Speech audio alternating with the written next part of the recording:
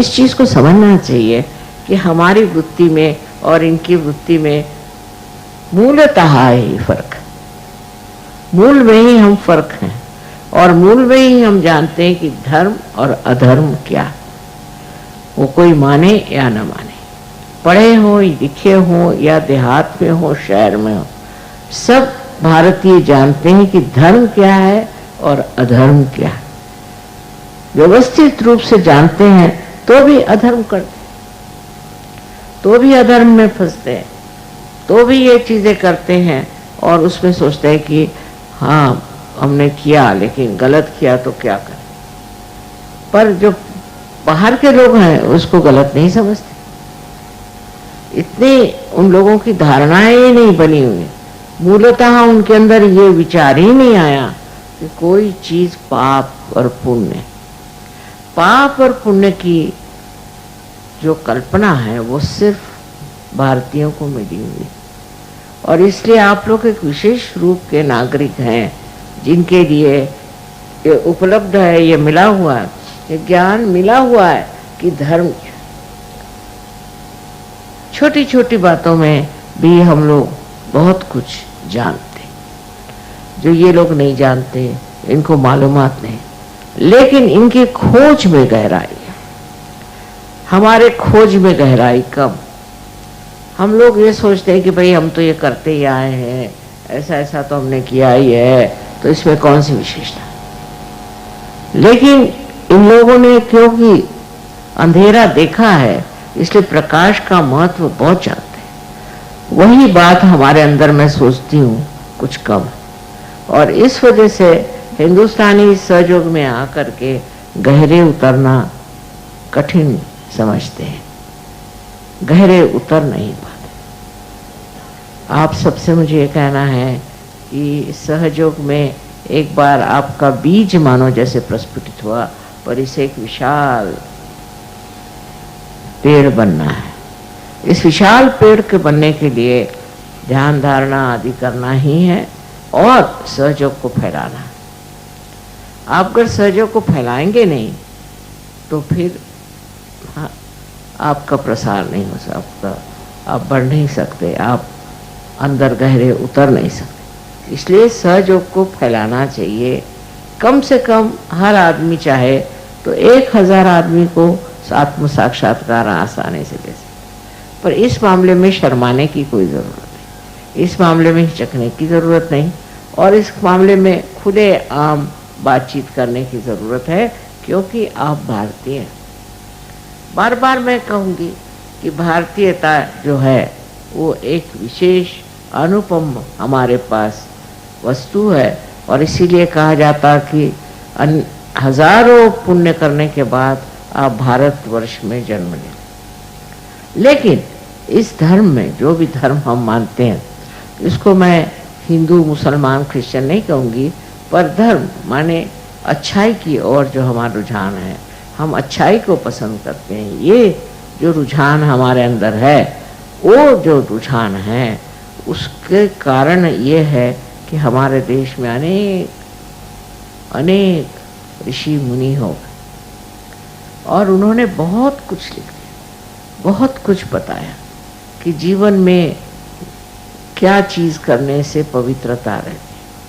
पवित्रता के ओर हमारे अंदर बहुत चिंतन हुआ है, और इस पवित्रता के ओर कोई जबरदस्ती से नहीं, संपूर्ण आपको स्वतंत्रता, इस स्वतंत्रता में ही हम बैठ गए। ये जो स्वतंत्रता हमें मिली उसी से हमने रास्ते दूसरे ले लिए। आप पूरी तरह स्वतंत्र हैं, और ये स्वतंत्रता का मतलब होता है स्व का तंत्र। स्व का तंत्र जानना, स्व माने आत्मा, उसका तंत्र जाना, ये स्वतंत्रता। तो हिंदी भाषा में कहिए आप संस्कृत में, हर एक शब्द उसका अर्थ है।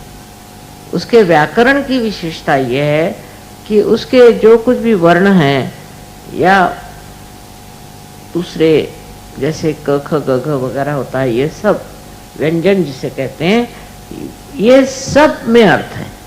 एक एक चीज में अर्थ है, निरर्थक कोई चीज नहीं। एक एक अक्षर आप ले लीजिए, तो उसमें बड़ा भारी व्याकरण भरा हुआ। अब ये सारी बातें बताने का शायद अभी समय न हो, पर मुझे ये कहना है कि ये 5 तत्वों को बताने वाले अपने अंदर 5 तरह के व्यंजन बने हों, और इसीलिए व्यंजन को वो शक्ति कहते हैं। और जब व्यंजन में शक्ति आ जाती है तो वही व्यंजन का अर्थ निकल आता है। अब छोटी छोटी बातों में हम लोग समझते हैं कि कुछ भी नाम रख दो लड़के का, लड़की का कुछ भी नाम रख दो, नाम में क्या रखा है। तो ये इतनी गलत बात है कि नाम में क्या रखा है। नाम भी, लड़के का नाम जो है वो भी सोच के रखना चाहिए, क्योंकि एक एक अक्षर में उसमें निहित है, छिपा हुआ है एक बड़ा भारी मर्म, और वो मर्म है कि उसका अर्थ और शब्द दोनों एक साथ रहते हैं, और अर्थ जो है वो शब्द को उसकी सेवा करता है। कोई भी आप शब्द कहिए तो उसके अर्थ में और शब्द में कोई अंतर ऐसा हम लोग नहीं जानते हैं, पर अर्थ जो है वो शब्द की सेवा करता है। और हर एक चीज का अलग अलग शब्द होता है, हर एक वर्णन में, हर एक चीज में हमारे यहाँ शब्द अलग अलग होते हैं। ये भाषा की विशेषता ही नहीं है, ये भारतीय संस्कृति की विशेषता है। और इसलिए इस संस्कृति से जो लोग उत्पन्न हुए हैं, इस संस्कृति में बढ़े हैं और पढ़ रहे हैं, उनको जानना चाहिए कि हमारी संस्कृति है क्या। हम अपनी संस्कृति को जानते भी नहीं, कुछ समझ में भी नहीं आता कि कुछ ऐसा क्यों करते, पता नहीं, हमारे बाप दादे करते थे इसलिए हम करते। तो सबसे बड़ी चीज है कि अपनी संस्कृति को जाने और पहचाने कि क्या बात है, हम क्यों इस तरह से धार्मिक हैं। अपने आप ही हम लोग धार्मिक हो जाते हैं, उनको कुछ बताने की जरूरत नहीं है, कोई उनके ऊपर जबरदस्ती नहीं है कि तुम ऐसे ही करो कि वैसे करो, पर वो धार्मिक है। और ये मानव की धार्मिकता कहाँ से आती है, क्यों आती है, उधर हमको ध्यान देना चाहिए कि ये हम लोगों ने अपने यहाँ ऋषि मुनियों से बात सुनी। अब अंतर एक कि जो लोग परदेसी, जिनको हम कहते हैं, जो दूसरे देश के रहने वाले, उनकी विचारधारा और हम लोगों की विचारधारा बिल्कुल अलग है।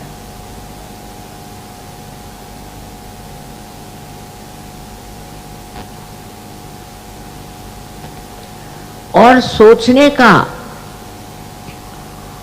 विचारने का भी जो तरीका है वो बिल्कुल अलग है। इतना अलग है कि आश्चर्य होता। अगर फॉरेन में आप अगर कोई बात कहें, परदेश में आप कोई अगर बात कहें, तो उसका पड़ताला लेने लग जाएंगे, उसमें साइंटिस्ट लगा देंगे, उसको देखेंगे ये है या नहीं है। लेकिन उससे वो कहाँ तक पहुंच पाते। अपने देश में तरीका और है, वो ये कि अगर कोई बात कही गई है तो उसका पड़ताला बनाने की जरूरत नहीं, क्योंकि ये ऋषि मुनि जो बड़े पहुंचे हुए लोग थे, उन्होंने कही, उसको स्वीकार करना चाहिए। जो जो बात उन्होंने बताई वो स्वीकार करना चाहिए, क्योंकि इतने पहुंचे हुए लोगों ने वो बात कही है। किसी ने जो भी बात कही उसको मान लेना चाहिए, क्योंकि उनसे ज्यादा अक्लमंद हम नहीं। लेकिन परदेश में सब सोचते हैं हम सबसे ज्यादा अक्लमंद हैं, वैसे अपने आने की।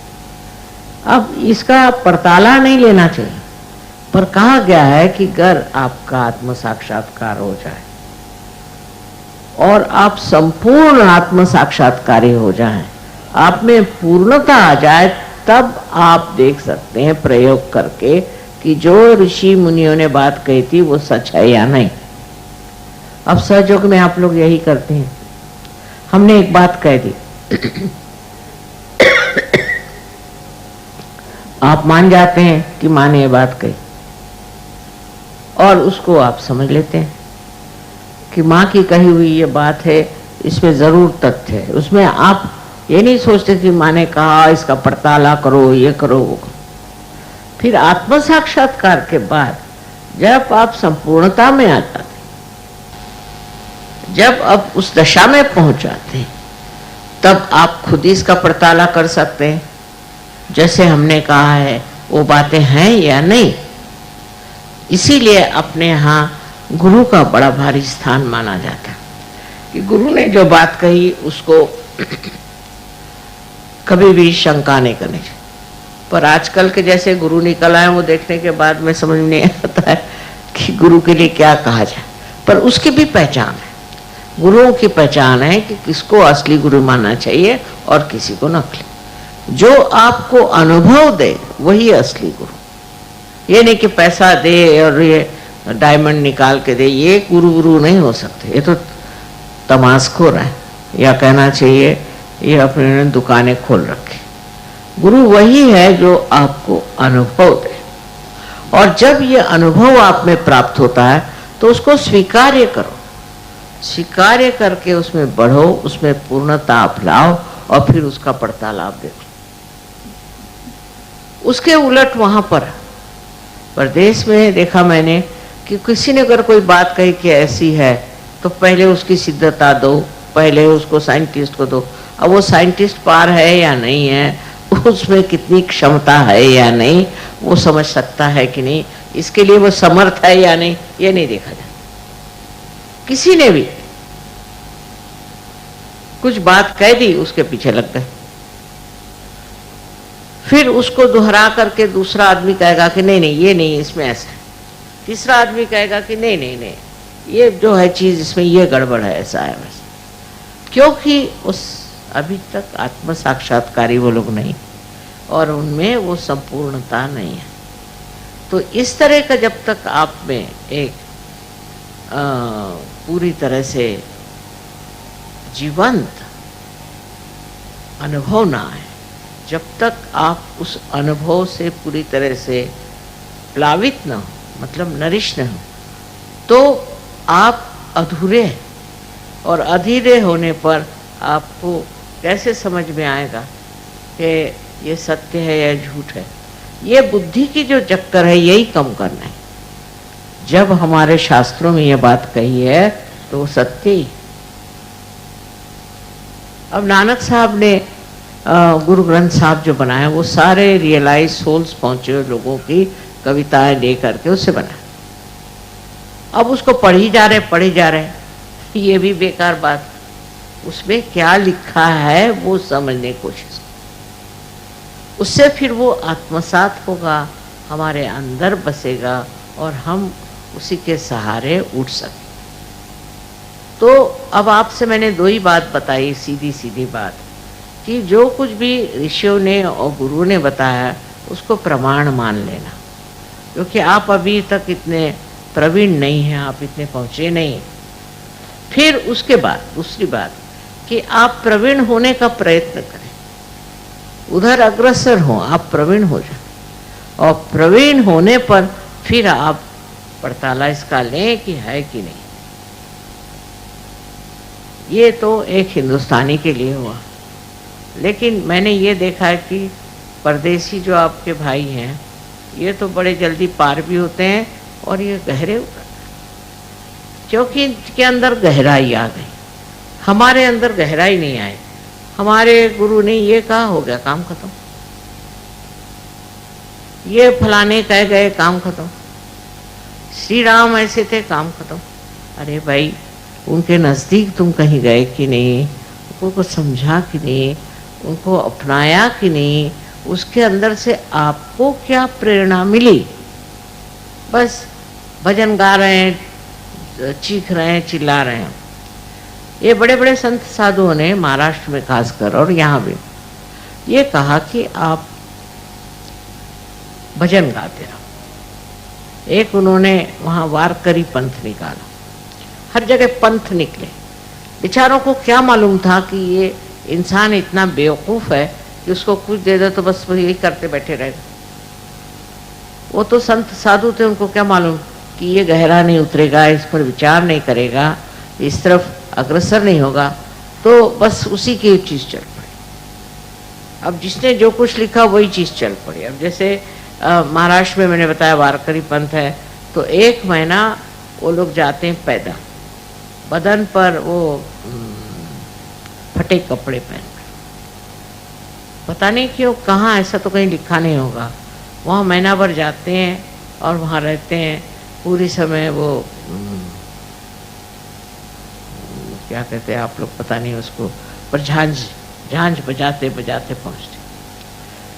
अब वहाँ पहुँच करके 1 महीना रहते हैं, उसके बाद वो सोचते कि हमने तो भगवान को पा लिया। ऐसे थोड़ी बताया था उन्होंने, तो ये बताया था कि इधर उधर चित्त जाने की जगह तुम परमात्मा का ध्यान करो, परमात्मा को याद करो, उनका नाम स्मरण करो, क्योंकि उससे जो है तुम्हारा चित्त इधर उधर नहीं जाएगा।